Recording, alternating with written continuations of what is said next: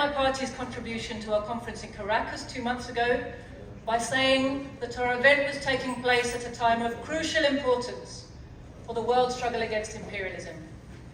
I said then, our struggle is becoming more significant every day because people everywhere are being faced with the hard truth that they simply can't obtain a secure supply of basic necessaries under their present economic conditions, never mind being able to achieve for themselves the peaceful enjoyment of a useful and a fulfilling life.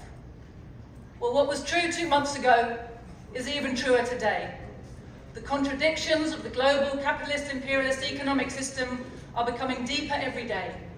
The economic crisis is becoming ever more acute and problematical for the imperialist financiers, and as a result, their drive to war is becoming ever more desperate and urgent. Since we last met, we have seen, those of us who pay attention to such things, we have seen the collapse of several important financial institutions in the heartlands of imperialism. Our rulers are desperate to hide from view this slow motion, for now, slow motion collapse of their financial system, which is rotten to its core. They do not want us to understand that the banks are collapsing as a result of bad debt, which is itself a symptom of a deep and inescapable crisis of capitalist overproduction. Information about these bank collapses has not been printed on the front pages of the popular press in the West. Each bank has been quietly bailed out by imperialist governments, while their chief economic spokesmen continue to reassure themselves and each other that everything is fine. Nothing to see here.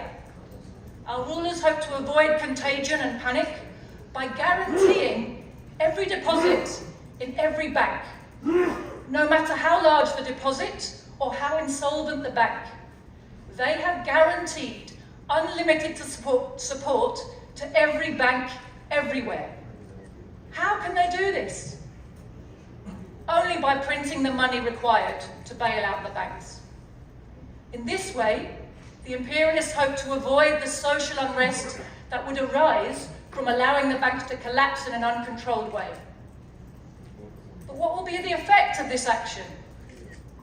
That the social unrest they're trying to avoid now will simply be postponed for a little while, until the money printing they're now indulging in has compounded already runaway inflation that they have already produced by printing huge amounts of money over the last 15 years, in particular following crises in 2008, 2020, 2022, to bail out failing banks, to rescue stock markets, to subsidize monopolies. The imperialists indulge this reckless response because it is in their nature to kick the can down the road. That's an English expression, sorry. Because they are hoping that if they can postpone the social explosion, something will happen to rescue them in the meantime. They're hoping something's coming to save them. But what is the something that they're waiting for? The miracle they're waiting for is the longed-for destruction of the territorial integrity, the economic and political independence of the great territories of Russia and China. They want to repeat the orgy of looting that saved their failing system in the 1990s after the fall of the USSR and the European socialist countries. But the imperialism of today is not the imperialism of 1991. Its economic foundation is infinitely weaker. Its technological dominance is likewise coming to an end, and its social cohesion is being destroyed along with the destruction of the welfare provisions that were granted to its workers at home after 1945. As a result, the imperialist ability to dominate the world has been fatally undermined. Today, the US-led NATO imperialist bloc faces a rapidly growing and increasingly united anti-imperialist counterweight, whose united forces the USA and its allies, even with all their financial and military resources, simply do not have the power to defeat. And the powers at the heart of that alliance, China, Russia, the DPRK, have made it absolutely clear that they will fight to defend themselves and are prepared for any war the imperialists might launch against them. In Europe, this war has already begun. Comrades of the platform are united in describing Russia's special military operation as a just and defensive war for the Russian people and a war of liberation for the anti-fascist population of the Donbass and other resistance regions of what was once the Soviet Socialist Republic of Ukraine. We are united in opposing the imperialist propaganda and those who repeat this propaganda within the working class movement about Russian aggression and Russian imperialism. Such an analysis, instead of enlightening people, relies on the people's ignorance about the background and the context to the war and reinforces bourgeois lies. It is profoundly ahistorical and anti-materialist. We are likewise united in opposing the same imperialist propaganda and all those who repeat it in our movement about Chinese aggression and Chinese imperialism, or even about North Korean aggression and North Korean expansionism.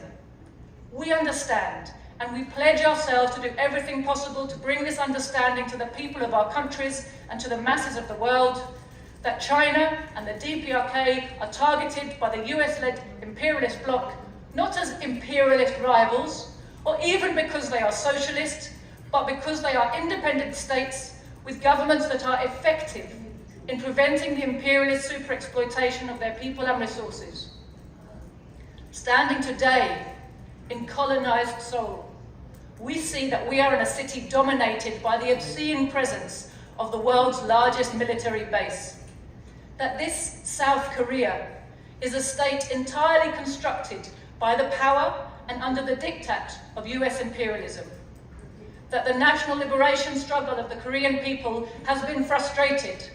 That the political and economic life of this territory has been subordinated. That the army and state forces here are under the complete control of the USA.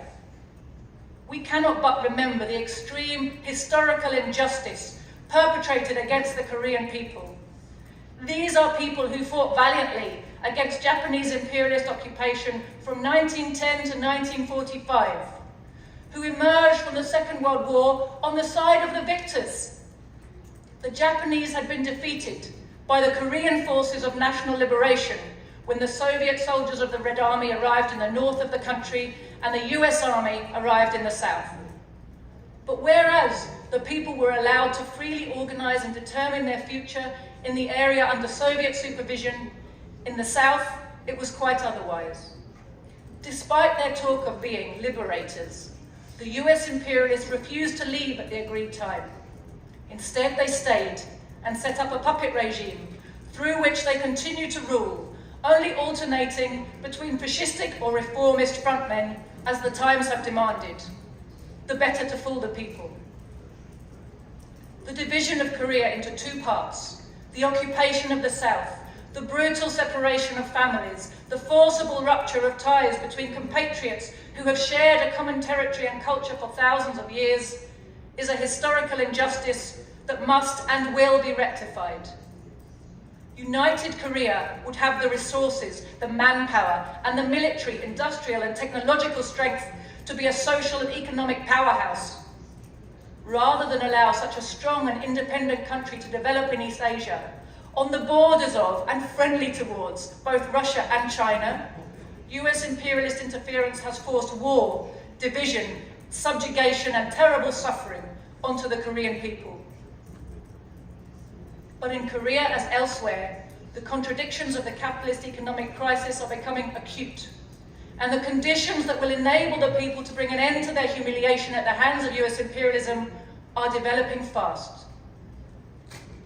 Not only are the economic and war crises manifesting with particular sharpness in your country, but the presence of the DPRK with its strong military in the north, and the existence of such a revolutionary force as the People's Democracy Party in the south, create a high possibility that the war that the imperialists are working hard to provoke on your territory will result not only in the defeat of the imperialist forces, but in the rapid completion of your national liberation struggle, the reunification of your divided country, and the emergence of a strong and united Korea under revolutionary anti-imperialist leadership. Comrades, with the war drive intensifying at an accelerating speed, communists and anti-imperialists everywhere must form the strongest possible union in order to ensure the sympathy and support of the masses for the wars of reunification and self-defense that are being forced onto China and the DPRK. I have been asked by some comrades why the platform insists on creating so much work. Why so many conferences? Why so many actions? Why so many speeches and statements? Are we not just keeping ourselves busy? No, comrades, we are not simply keeping ourselves busy to no purpose. The rapidly developing war situation, the rottenness at the heart of much of what calls itself the world communist movement, impels our action. We must travel to different parts of the world in order to draw as many parties as possible and organisations into unified action. At the same time as we bring our founding document, the Paris Declaration, to the attention of organisations and workers all over the world, we must also develop and refine our message to embrace the specific conditions in different regions and to reflect the rapidly developing world situation. We must do everything in our power to strengthen the forces of socialism and anti-imperialism, whose fates are intertwined and who face a common enemy. We must do everything possible to ensure that the coming battles are decisive, that the imperialist enemies of humanity are finally defeated, and that our people are at last able to progress towards true socialist peace and civilization.